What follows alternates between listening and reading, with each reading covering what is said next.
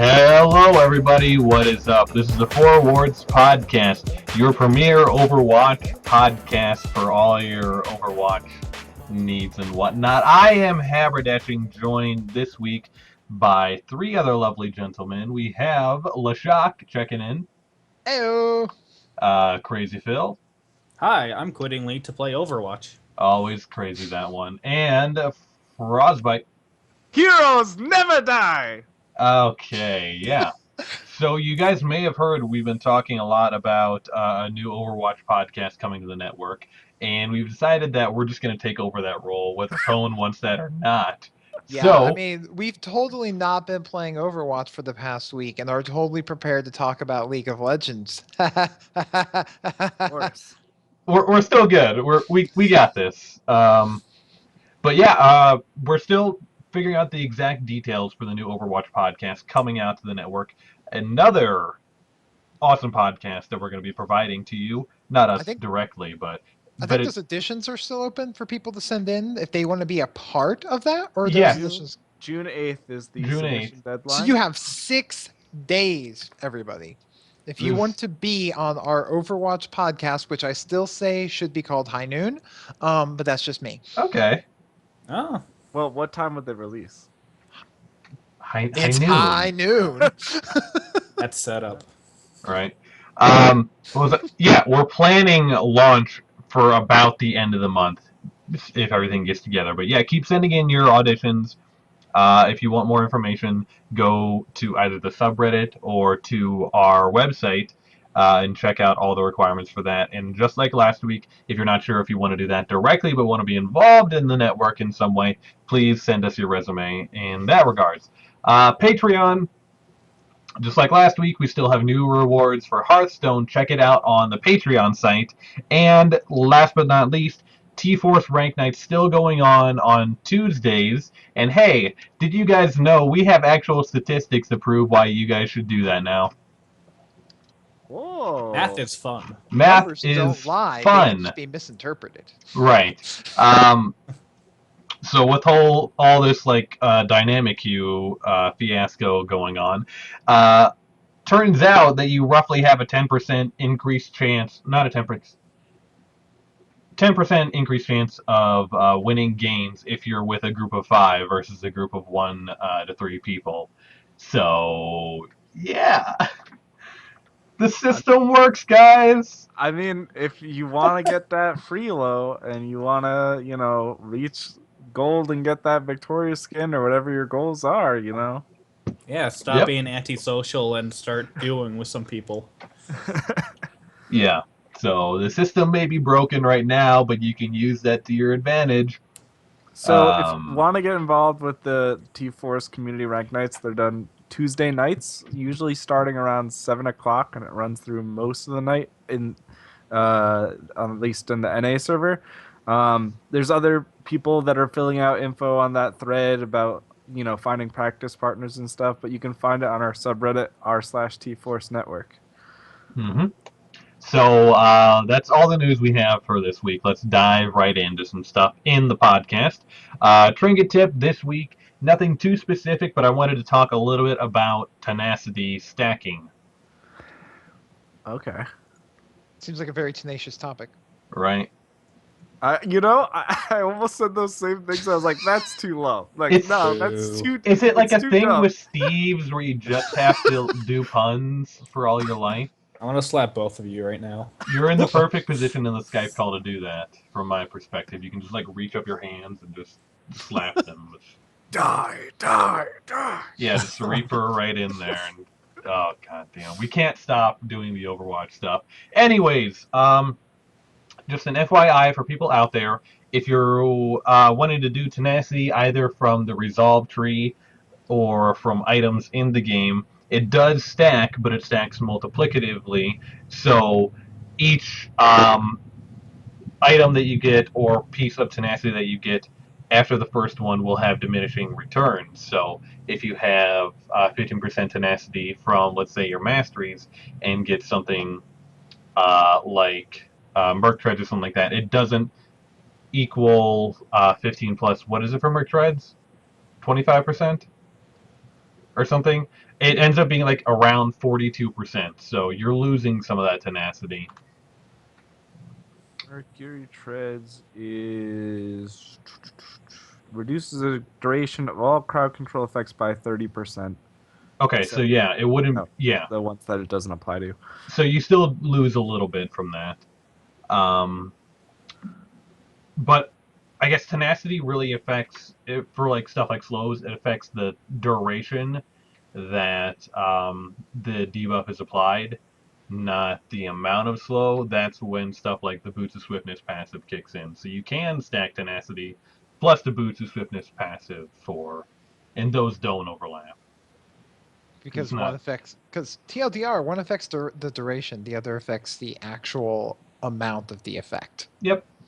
Yeah, but does that work with Aurelia's passive as well with her tenacity? What? Like, does it like diminish the tenacity or no? It'll still have diminishing returns with Aurelia's. Like so, hers, um, each stack is like 4% or something like that. So yeah, you can still get a ridiculous amount of tenacity just from playing Aurelia. But if you try to add them all up, you won't get the same amount as the amount of tenacity that you actually have. Wait, Um, I didn't have a brain fart here. Do we explain what tenacity is? you kind of did when you brought up the description for Merc Treads. It's basically crowd control resistance. Right. There's some limits to it. It doesn't work on things like suppression, but it's Or knock up. Simple Mhm. example: you get stunned. The stun lasts this many seconds. A fraction of that will be cut off if you have a certain amount of tenacity. Yep. Oh, makes sense to me. Yeah, so moving on here to patch 611 highlights. We're going to do this like we've been doing it for the last couple patches here, picking out a few things that we think are important that you guys should know about and talking about it for a little bit. So first thing I want to bring up anyways, as the resident Ezreal main, I like the Trinity Force changes. So you like them on Ezreal? I do. Yeah. Okay. So, okay, they're changing it this patch, so it's no longer Sheen and a Phage and a Zeal. It's now Sheen, Phage, and Stinger. The total cost goes down from 3,800 to 3,733. Attack speed goes from 15% to 40%. Cooldown reduction goes 10 to 20%, and it removes the critical strike chance. So, as a part of the Trinity Force network, it's near and dear to our hearts when they Right. change one of the items that goes into this. It's changing a little bit on who it should be on. You won't see as many people who rely on crit chance, I feel like Corkis, and the Yasuo. like. Yeah, especially Yasuo I building think this anymore. Gangplank really. I don't know Gangplank how he too. likes this. Right. I like it on Ezreal because the crit chance, like, I felt conflicted when building the Trinity Force. Now I can just go more into, like, if I want, like, Trinity Force, Mirror Mana, Blade of the Ruined King, stuff like that. I still like doing that over the blue build. I'm not really a big Gangplank player, but like, he's always like ever since his rework, he's been about like Trinity Force and then a bunch of crazy damage. Like there was a while where it was like Infinity Edge, Trinity Force. Like Yeah. it's now that this item doesn't have crit, like that's I don't know whether or not it'll still be a core item on him. No, it'll change a lot of who's building it. Not some of the people who still build it, like Jax, they're still going to build it because Yeah, they that never makes sense. benefited that much off of the crit chance on it. But Jax is like an attack speed oriented. Right. champion. Yeah, bruisers like Aurelia and Jax are definitely going to benefit from this buff from it. Yep. You don't usually see like a pirate that's like getting more parlays off, But he No. still needs the Sheen, though, so I think he's still going to be building Trinity Force regardless. And could this see a shift into Possibly. Iceborne? For Mm, no, Gangplank? because like no, I don't think so. Because uh, like whoever was building, GP's all about damage, so I don't know if that would really work. It'd be more of a return of a tank plank. I don't think it will happen. It's just more of a hypothetical. It'll be interesting. no, Happy to think we lost you there for a second. Yeah, I don't know what happened there. Anyways, yeah, the people who built IE before aren't going to change to Iceborne Gauntlet because it's not like making up for the stuff that they lost from IE in the way Do you of mean crit. Trinity Force?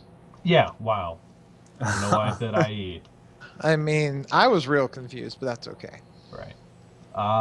So that's going on with Trinity Force. What else do you guys see in the patch? What do you like? What are you looking at?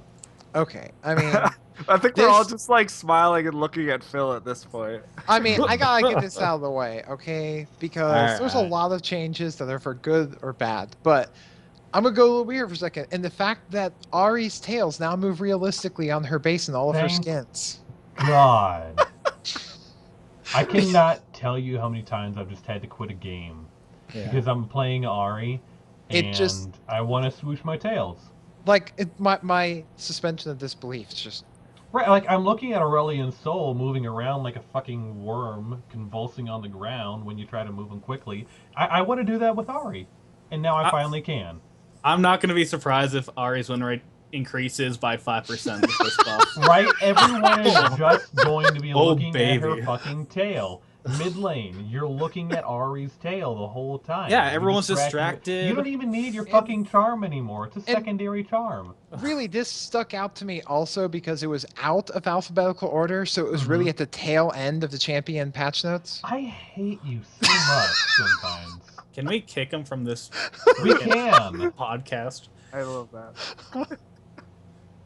Jesus Christ. Okay. How about something more serious from the patch notes? Oh, you But- mean like Alawi? No, I said something serious. No, I kept Oh. mine Boom! short. I kept mine short because I know how long Phil's about to go on. Yeah, go ahead, man. All right. So, in case nobody read patch notes, basically they changed all of her abilities somewhat. My favorite is the Q, where instead of giving like bonus attack damage on ratio, it now increases tentacle damage up to 30%. And what this means now for all Alawi players is that you can start building more tanky now and still do ridiculous damage. Oh, yeah. Instead of like relying on Death Stance and Black Cleaver and getting the 80 ratios that way. Also, I've been trying out a brand new build ever since these new changes come out. I like to call it the good old Mac Noon. I'm gonna kill you with one vessel. And pretty much what you do is that you max E, you then max Q second, and then you proceed to screw over your lane opponent if you manage to get that skill shot in. Okay. Like, it's so good. You get Storm Rager Surge. Can't say that. And you get Armor Pen for runes. And you just do crazy amounts of damage. Even your landing phase. Wait, Storm Raider Surge, really? Yep. Okay. Because of Like- how quickly they're going to be taking damage through the vessel. Yeah, Okay. pretty much like you're not going to be getting that many grass procs anyhow. And honestly, all the other keystones suck. Like, maybe Thunderlords, if you're going to be facing like a Pantheon or some more squishier. But I mean, you're going to be able to build more tanky anyway, so why not go more than the resolve tree? Well, her biggest weakness is her movement speed, which Surge does solve a lot of problems on. Yeah. And you are going to burst them regardless, so you're going to get that proc all the time when you are ulting. See, the change that I thought more interesting was her W, Harsh Lesson, that now has Like- a maximum health ratio. It's going to help her facing like tanks like Maokai and Echo, but honestly with Black Cleaver, that alone should do enough to deal with it. I don't know why they tried to change W, but hey, Well, I I'll think take it's the the- buff. I think it really is to kind of go online her kit, so it's scaling less off of attack damage and more off of just allowing her to have more base Oh, damage, no. so she can build tanky and get into fights more. Yeah, I that's- suppose, but That's kind of my take on it. regardless, there's tons these. They've been buffing Alawi for like the past 3 patches now. Something like So- that, yeah. Be Well, now careful, she's- guys, if you see Alawi, because she's honestly like in a really good spot right now in almost every single matchup. All right. Anything else you guys wanted to talk about from the patch? For us. I didn't want to get into the details, but I do want to point out, since we talked about her in a different episode, Talia got some buffs in this patch, so Mhm. hopefully her win rate starts to rise from like the 35% or whatever that it was Yeah. previously. Get it up to like 38, 39. Be in a good Yeah. spot from there. Yeah, right. You know, 4 or 5 patches from now, she'll be good. Yep. I think we're going to be seeing a lot more Jax or Jax Yeah. bans. Especially with Jax's stacks falling off See, one like, at a time instead of all That's at a once. that's the thing. Like, that's a small change, but it's also a really big change. It's significant. So yeah, like Jax had his own Rage Blade passive where he increased attack speed with each additional attack up to like a stack of cap of 6. Um, so now those will fall off one at a time. Along with the changes to Trinity Force, he's looking pretty good. And he was never like into that bad of a spot. Just people forget about him. Yeah, And- I actually faced a Jax a few hours ago before we were recording this, and he felt really strong. Yeah. That's extra 40% attack speed on that Trinity Force is crazy on him. Right. Mm-hmm. All And right. with his own attack speed buff falling off one at a time, it means he has some form of increased attack speed up for a much greater duration. Mm-hmm. Yeah. So, I'll say, like, we can cover maybe one more thing if you guys want to. Otherwise, we'll move on. I think we should Hmm. maybe talk a little bit more about Echo when we get into some of the listener Okay. segment. Yeah, so we'll save that for later. Do we have to echo again? So that was bad. Go, Yeah, that was go sit yeah, in the corner. Yeah. While Well, all right. And now this is one I just don't know how it's going to really turn out. But the fact that Azir's W dealing damage to towers no longer spends charges of stored up soldiers. we. Mm-hmm. Wait, I'm- I think he It's- can no longer spend charges to Yeah, directly damage the that's- turrets. Yeah. I read so that he. wrong. Yeah. So Forget no more, I said anything. less soldiers were sacrificed for turret DPS. Azir. Stick with the puns, Lashok. Yeah. Honestly, That's since all I'm he's here for. since he's been introduced to the league, he's been on a roller coaster of buffs and nerfs. It's been And fun bug to watch, fixes. but Well, like, it's when he not first a came crazy out- ride that you want to be on. When he first came out, he suffered from so many bugs. Right, Like, so they buffed him to compensate. and then like once a lot of the bugs got ironed out and like pros got a hold of him, it was like, wow, this person is like can do so much, and Right. then it's kind of dictated a lot of the pro scene. Maybe we don't do this so much. Maybe we try to pull it back. I know there's been a lot of stuff going around recently, the past couple days, about the dynamic solo queue stuff. We talked about it a little bit at the beginning of the podcast, so I just wanted to mention it briefly here. We're not going to get any like real big discussions, arguments, salt throwing contests, or anything. But I think it's important that we talk about it as a little like FYI to keep all players in the loop. What am I gonna do with all these buckets of salt I brought to the podcast? Make some good brine. I don't know. Oh, that sounds Just be excellent. prepared for winter. Right. Oh. Salt that pork you got.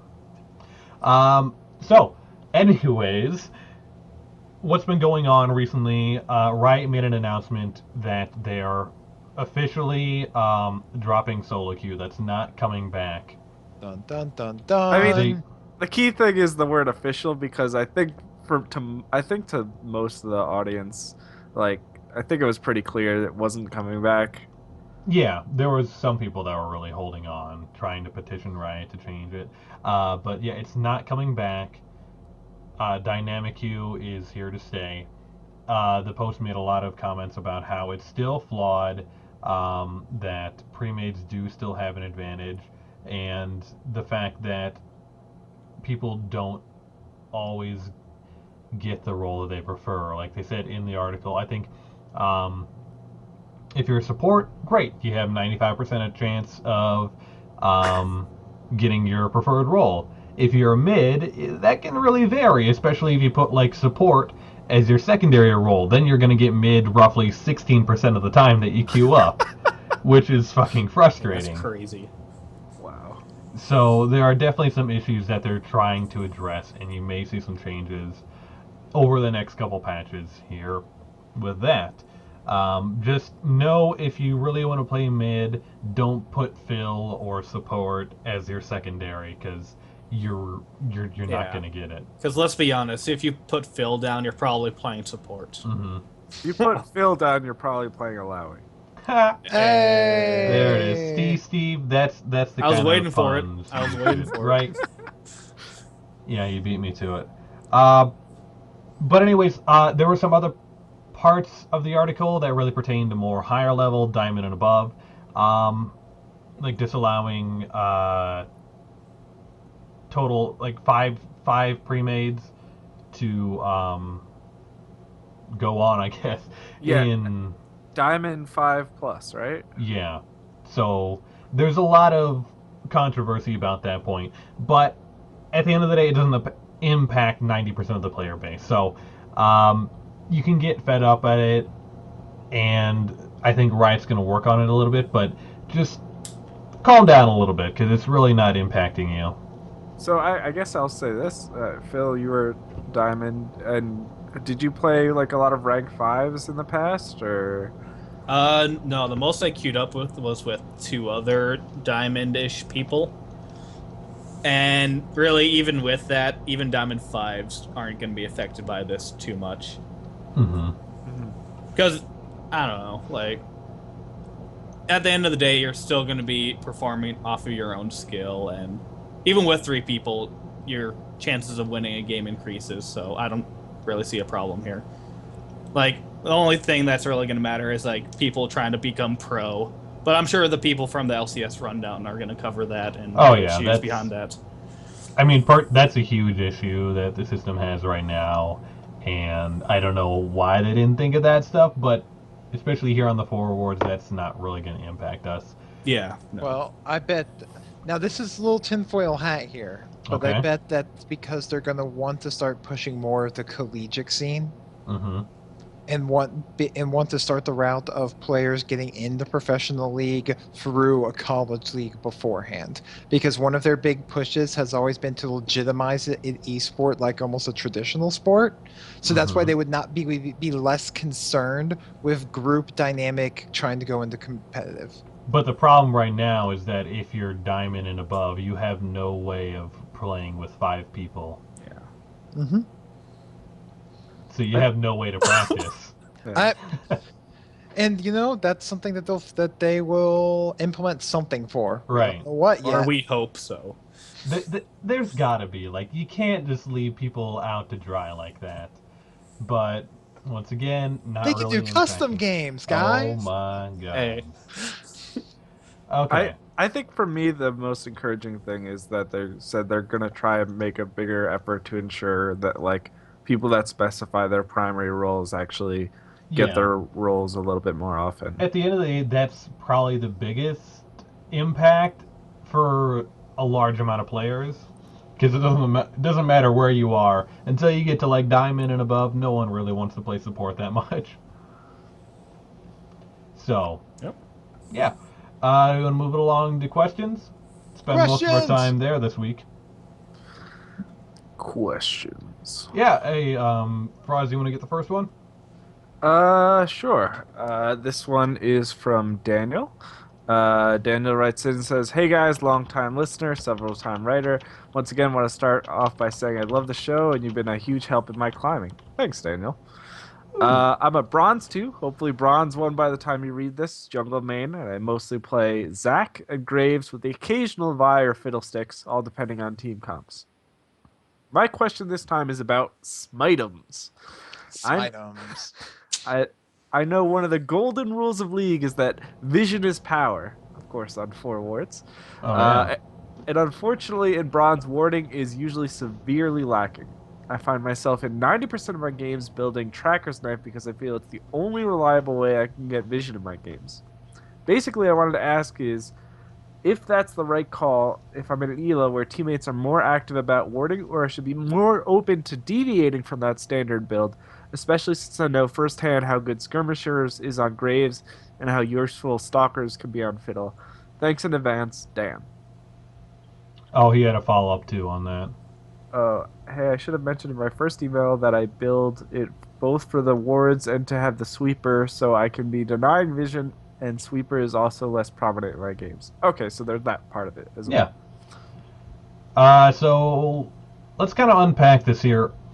The one he's talking about, Tracker's Knife allows you to place 2 refillable wards instead of having like the increased damage over time or slow from your smite item. And I think this is really, honestly, it's the safest bet out of the 3 jungle items. They both have the other 2 definitely have like their place in the league. But if you're not sure what to do, or if you don't think either one's gonna suit the jungle role exactly the best, that's where Tracker's Knife comes in, and it really can impact the most for the game. Yeah, I don't know. I don't. Jungle is probably one of my least played roles, but I'm in a similar boat where I value that vision so much, and like having a pretty natural way to essentially get like a sight stone Mm-hmm. is I something I personally really value, and I really value the vision denial aspect as well. So I think especially on most like tank junglers, like I think it's Yeah. fine. Like, yeah, I guess more like the 80 carry junglers, Quinn Graves, Kindred like to build more of the skirmisher saber. But even then, if I know I'm in a game where I'm not going to be able to get ahead and make good use of that smite item early on, I'll still go more of the tracker's route just because it does give you a bigger impact along the course of the game, where you're not reliant on getting kills or doing the most damage. Yeah, I think I agree with Frost where building trackers on like more tankier junglers is perfectly fine. But if you're playing champions like Graves or Fiddlesticks, you might want to pick Stalkers or Skirmishers instead and rely on buying pinks and buying green wards, which is only 75 cents. You, And what patch are you Wards? playing What? on? wait, what? Buy green wards? Wait, 75 cents? You what year is this? let's okay, I think we all need to sit down and talk to Phil here for a second. Hey, God, by the way, it's Phil's birthday. It is? Yes. Oh. Oh, happy birthday! No, don't tell. No. Oh no, everyone Don't knows tell now. everyone. Everyone has to mention it on Twitter. He also loves it when you compliment him. Yeah. Well, Okay, so Phil, you can't buy green wards. it's Yeah, currently you can't buy green wards. that was removed But pink like wards, you 2 can. seasons ago. Yeah, you I got can't. that. Yeah. He's Diamond But you, Boys. right. This goes to show you God. they don't need to be intelligent about the game to get the diamond. Just to play a shit ton. Ah, fuck, that was good. Yeah, like you can definitely keep your totem, your warding totem, your totem. Okay. Writing it down. And yeah, you can keep 3 wards up that way for a good chunk of the game. feel like Just as- through that. As Fiddlesticks, though, taking a sweeper seems really important because you It need is. to make sure that you've got vision cleared. But at the same time, you can also just pick up a pink ward, and if you know you're going to alt, place it down in an area, sweep that out. Absolutely. But yeah, definitely having the sweeper on the go and kind of at any time is good. But you have to decide if that's more valuable than having the slow and movement speed buff that you get from having the not poachers. Oh, what is it?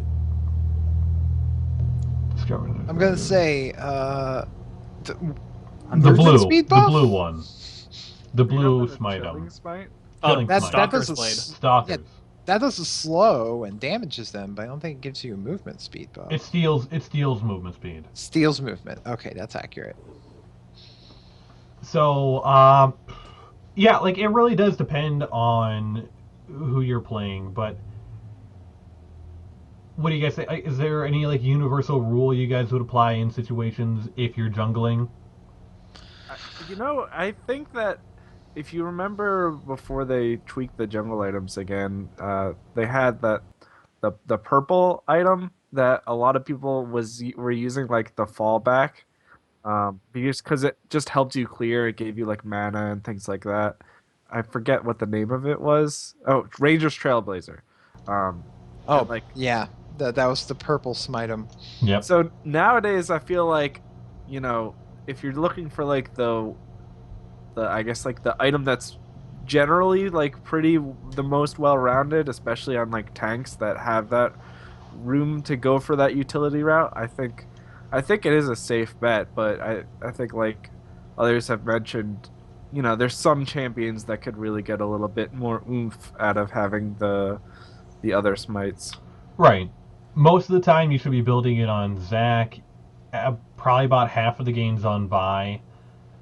Graves and Fiddlesticks are more the exception there, where you're going to be wanting to build the Also, other smite items. remember that if your team is having problems with vision, that you guys can try to take Scuttle Crab more and get Oh, yeah. vision through the river and whatnot. Have fun doing that if you're fiddlesticks. Yeah. Yeah. Like, you can kind of force it into one of the corners on the map and Mhm. use your drain there, but yeah, it's not so much fun. But there's more options. You can smite wolves for vision in your own. Yeah. Like, there's more ways to do it if you don't want to take that tracker's knife, and if you want a more offensive, like skirmisher saber. True.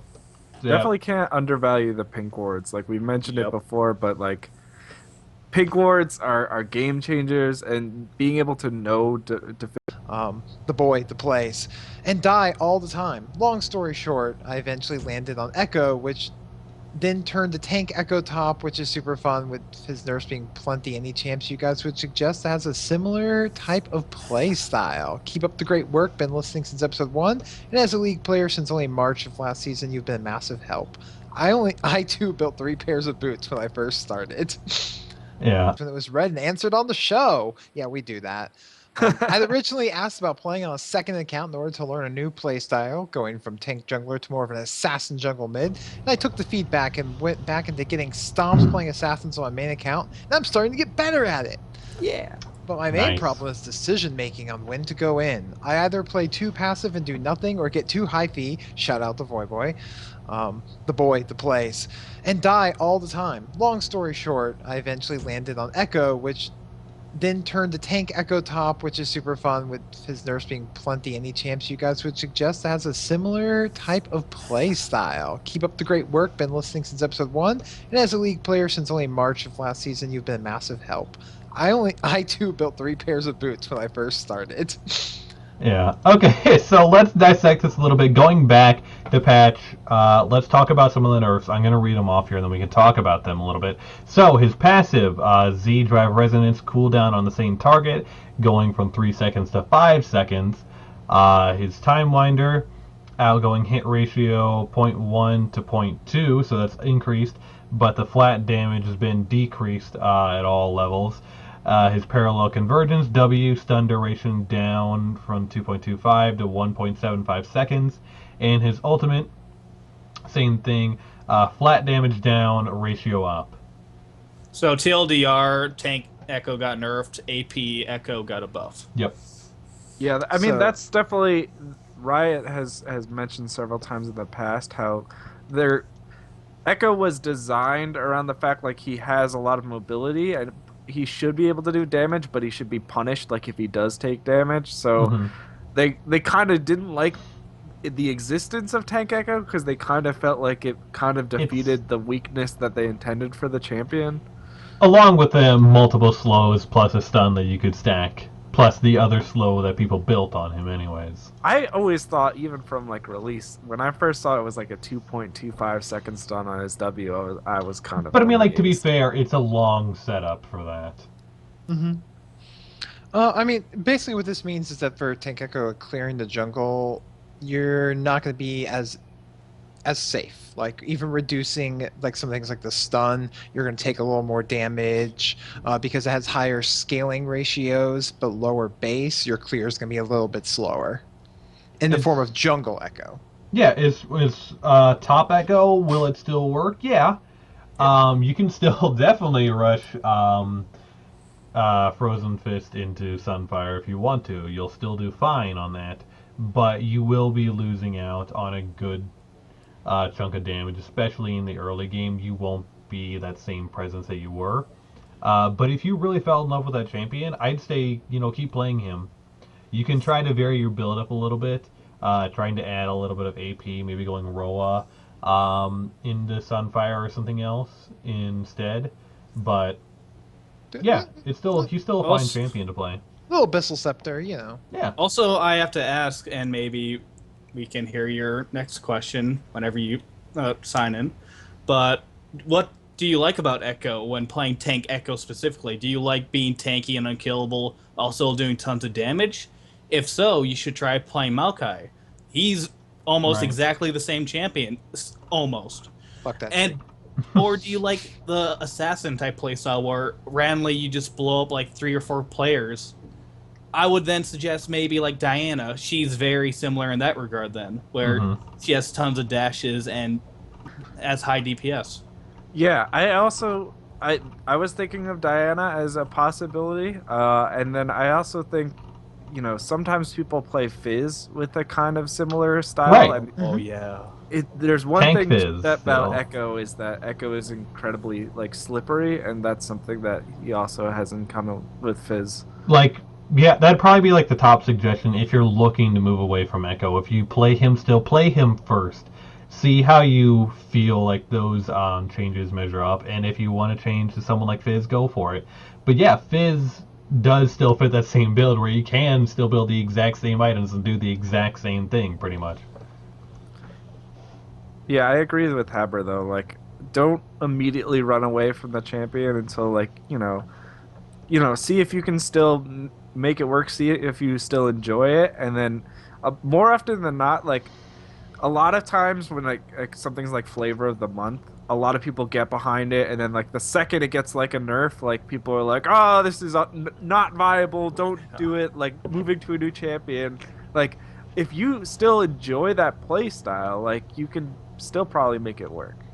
Mhm. Although Tank Echo specifically, he might be more effective with AP items going forward. I'm not sure. It just won't be as overwhelmingly effective as it has been. That's not to say Right. that it won't be effective, but it's not going to feel nearly as strong as it has.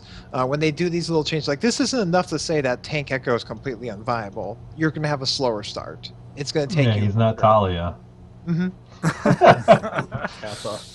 Kappa. Talia, sorry. A further back point there where you said that your decision making is where you're having trouble. That is something when looking at playing, because you're talking about these assassin types. I remember this from the other episode. That's something that takes a lot of time to work on, because that's the biggest thing about assassins is figuring out when to go in. That has a lot to do with what the enemy team's cooldowns and focus and everything and visions going on. Honestly, another champion, it's not like an AP off tank, but sort of that same slippery playstyle, like Aurelia. Always kind of a staple in the top lane, as far as a bruiser setup goes. Is that Tank Akali still being popular? I don't think it's still there. Yeah, I haven't but really seen it that much, but showed up me neither. showed up for a little while and then just disappeared. thank I God. think it's because people were like, "Oh, Akali still exists." Right. But I really want to. I liked what Lashak said about really trying to understand the essence of when to go in. Back when we had High on the show, one of the, we asked him what is the one piece of advice you'd give to players trying to get better at the game, and it was really like don't be afraid to fail and push to learn your limits. And I think that's especially true with assassins because you need to know what your burst potential is and when your windows of opportunities are. And if you're not willing to make mistakes, you're never really going to know what you're capable of.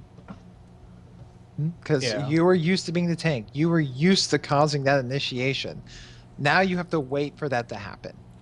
Just be aware if you are going to be playing more assassin-y type champions that you can't be the first one rushing in with the tank. Right. Normally you're the cleanup crew. You're the guy who's either A, split pushing or is getting the pentakill at the end with with everyone being low health. You're killing the isolated target. But You don't want to be that 20 kill Master Yi that's like, all right, I could just Alpha Strike into their entire team and then just Yeah. get like Warwick ulted. Seen Yeah. that one too many times. Oh, yeah. You will die. You will die a very, very painful death. Yeah. And your team will say, would you stop doing that? Thank you. Thank you. Anything else you guys want to add about this question? No, just really, again, like paying attention to enemy cooldowns is a huge thing when it comes to playing an assassin in team fights. You want to watch out for their CCs, their shields, their Lulu ults, their stuns. Like all of these things are really important to you. Mm-hmm. So you want your ideal time are when those are on cooldown and there's a viable target within your range.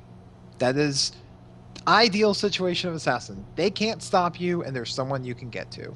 But so don't be that Master Yi. Meditate on the advice we've just given you. And I have to mention this because this is World War. It's like vision is incredibly important. Like if you're playing an assassin, it's way easier to assassinate someone if they don't see you coming. Like so, always try and use pink wards. Like use whatever you have to do to like try and get the jump on unsuspecting opponents. Like it makes it way easier to do your job. Mm-hmm. Yeah. So, any more thing you wanted to say? Nope. All right. So, hey, just like last week, we're still pulling questions from our subreddit here. So, iRhino has a couple that he posted in separate installments. So, we're going to take a look at those here.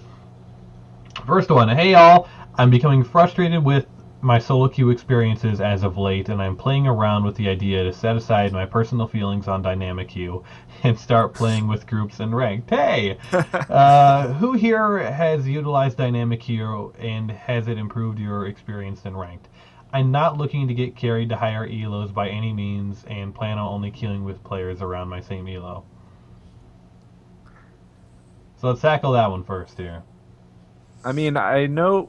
So I pretty much like when I wanted to like actually like dedicated like climb, like when I first climbed to gold, when I first climbed to plat, like I was mostly a solo player, and I valued like the focus I would have, and like I kind of like had my own like mental routine I would get into like to like take rank seriously. And this season, one of the things that I tried out, which I really enjoyed, was Valium's community rank nights. Mhm. I know I'm plugging that again. I think sometimes if you find a good group and you have a good time, like especially with the way the systems work now, we have the statistics to back up that Yeah. if you're playing in a large team, you might want to try it out. Like, to an extent, are you abusing the system? Yeah, But is it- if you want to see it that way. But is it a system that everyone has the equal opportunity to be abusing in the same way? Not necessarily, but yeah. You're Yeah. not everybody has the same coordinated group setup, but everyone has the capability of getting it. Even if there are barriers that are in their way, Like they are talking still to people. correct. Who wants having to do friends. that? Right. Right. This is You legal. know? This is legal. I have friends. I would say the biggest thing that I found in doing ranked with dynamic queue people that I enjoy is losses don't feel as devastating as they did to me in solo queue. Oh yeah. Because I'm still with my friends or people I enjoy playing with, or there's someone that's being like, all right, guys, well, we'll get the next one. Like, Yeah, when you I feel have- more like an idiot when you're getting angry when you're with a group of people.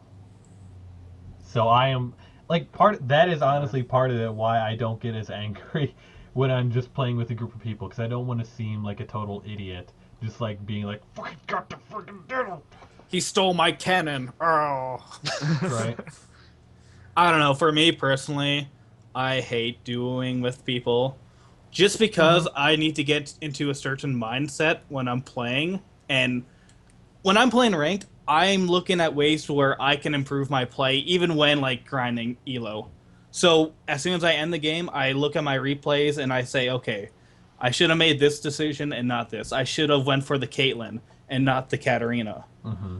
I just can't do that while talking to people. Like, there's just a different mindset when I can just understand other people when I'm not talking to them, and rather than talking to them verbally. It's just Okay. really weird for me.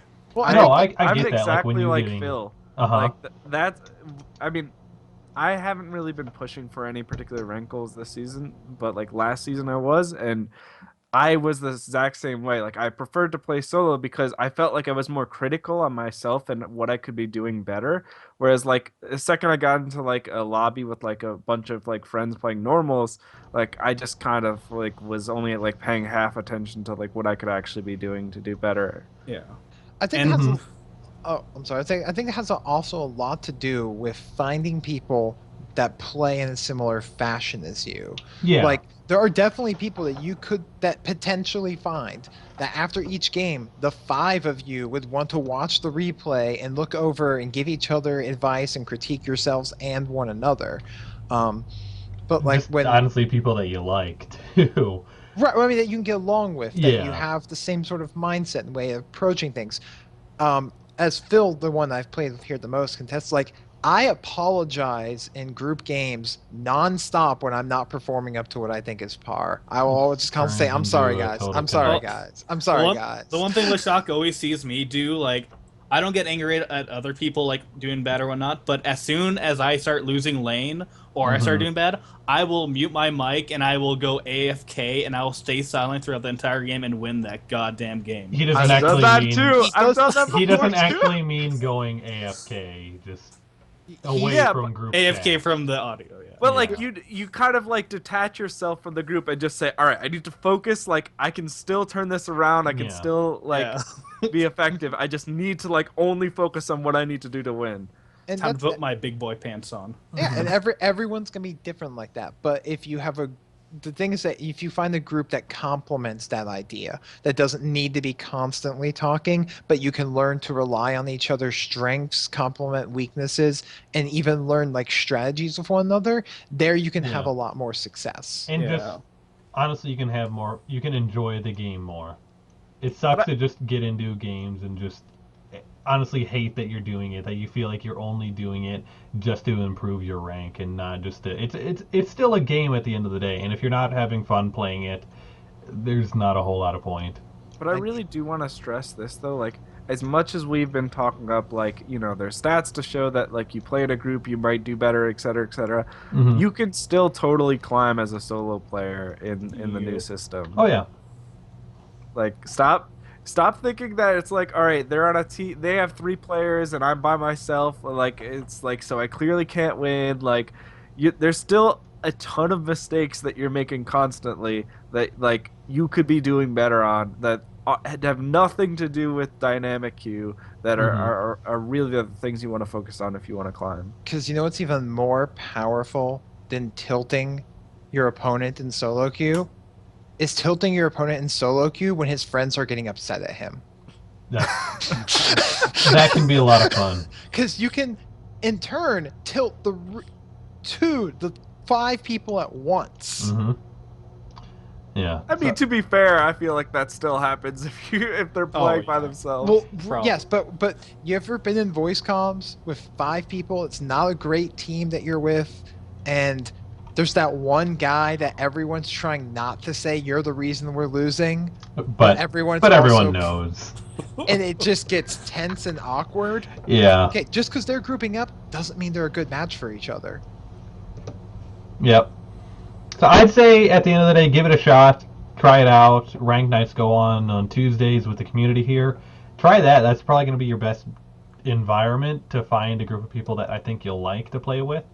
If you don't like it, if that's not your playstyle, sure. You don't have to do it by any means. No, you have to. Okay, yeah, I'm sorry. Forgot we were pushing that a whole lot. You have to do it. If you're not, stop listening to this podcast. Get out of here. I will find you. No. Any other words before we And I move will on? dynamically queue with you. Oh my god. All right. Phil. You got this next question. Oh, okay. Well, Rhino, the same person, is asking, hey, all. I climbed to gold in Season 4 and 5 by playing ADC. This season, I wanted to learn other roles and have been jumping from place to place. However, I can't even seem to climb out of low silver and other roles. I recently got sick of the losing streak and picked up ADC again, and I am 70% win rate after 26 games in that role.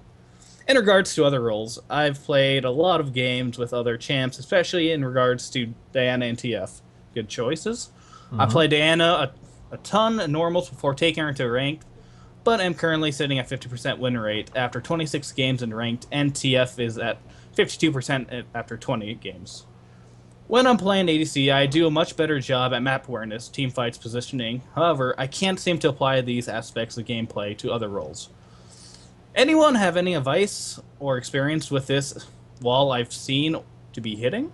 Question mark? Absolutely. Absolutely. You were an ADC main. You are used to thinking like an ADC. You're used to last hitting like an ADC. You're used to positioning like an ADC. You're used to thinking about vision. The more that you have done that role, the less micro you're focusing. You have to keep conscious because it becomes muscle memory, second nature. And Mhm. then you're able to be aware of the map more. Learning a new role, you're more actively thinking of it. So your mental resources are more occupied in there. So you're not paying as attention. You're not as familiar with it. Like, it's an experience thing, in my personal opinion, is that you have that with ADC because you've put in the games. If you want to do that with mid, that's last hitting as a mid champion. It's very different from last hitting as an ADC because of the attack damage difference. Oh Just my god. base. Let alone you get into the size of the lane and the minion movement and everything. Right. Like, it's a whole new world. I And would say, like, if you want to learn different lanes, different roles, I'd start out with support. Since you were an AD carry main, outside of AD carry, that's probably the lane you know most about, even though you've been trying out stuff like Diana and TF. You still know more about the other supports, even if you've never played them before. Just because of that's your lane partner for all those games you played as an AD carry. You still know the matchups, who works well with what.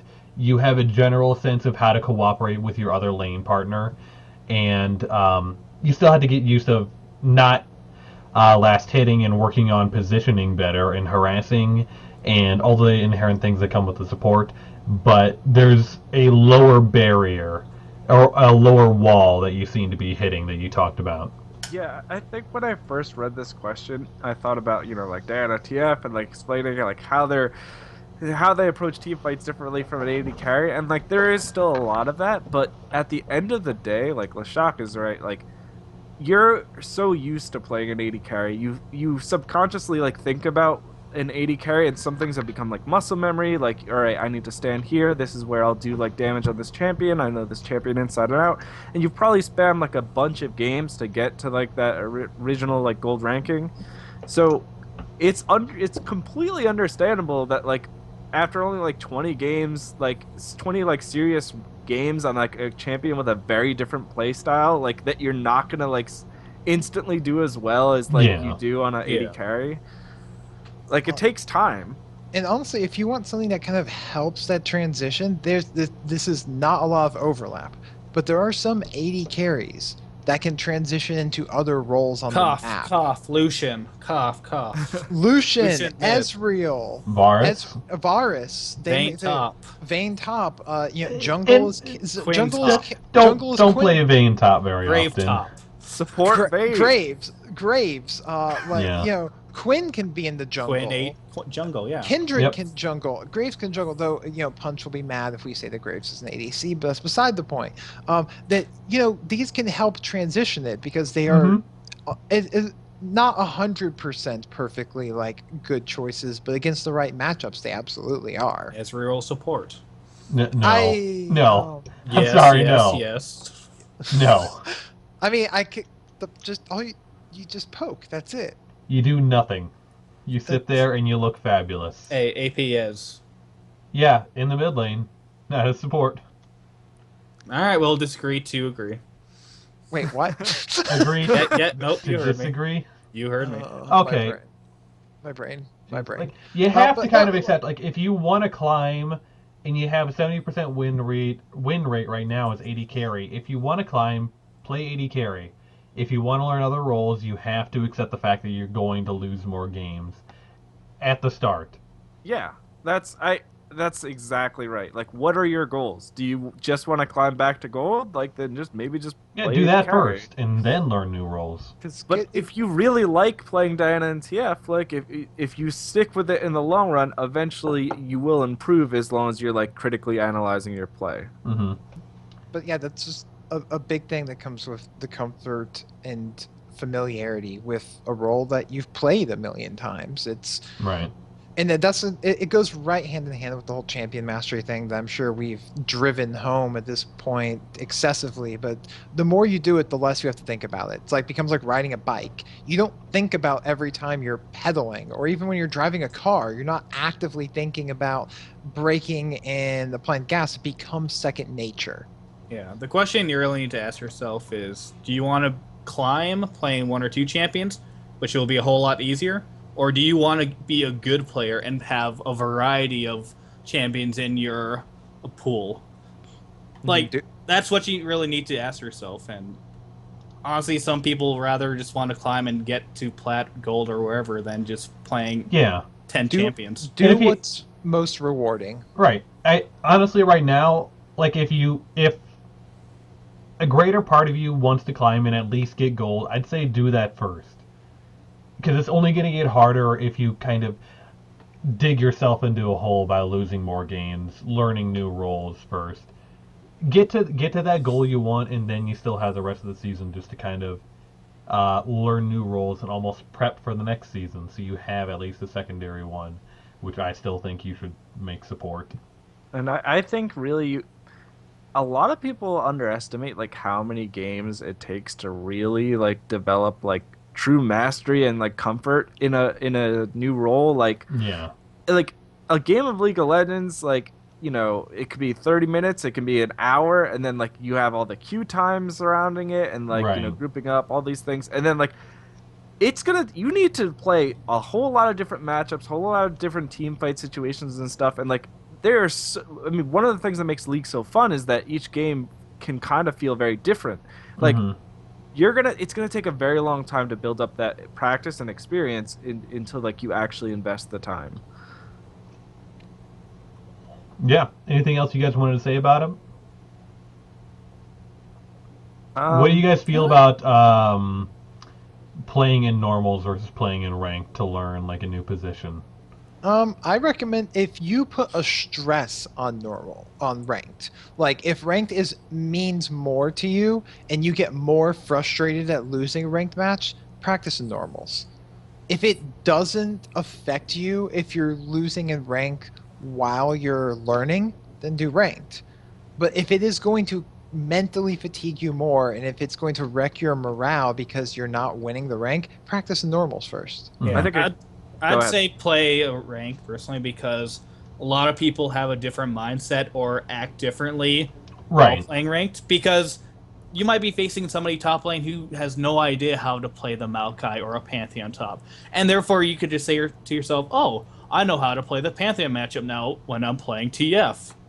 Oh, and then when you play in a Right. rank and you play the same matchup, you just get completely dumped on. People are and you much just don't more- understand why. Yeah, people are much more serious in the ranked environment, and if you don't care about losing some LP, you're gonna learn more in a less amount of time in rank than you are in normals. Exactly. Like I think it goes exactly back to the point that you mentioned before, Haber. Like, what is your goal?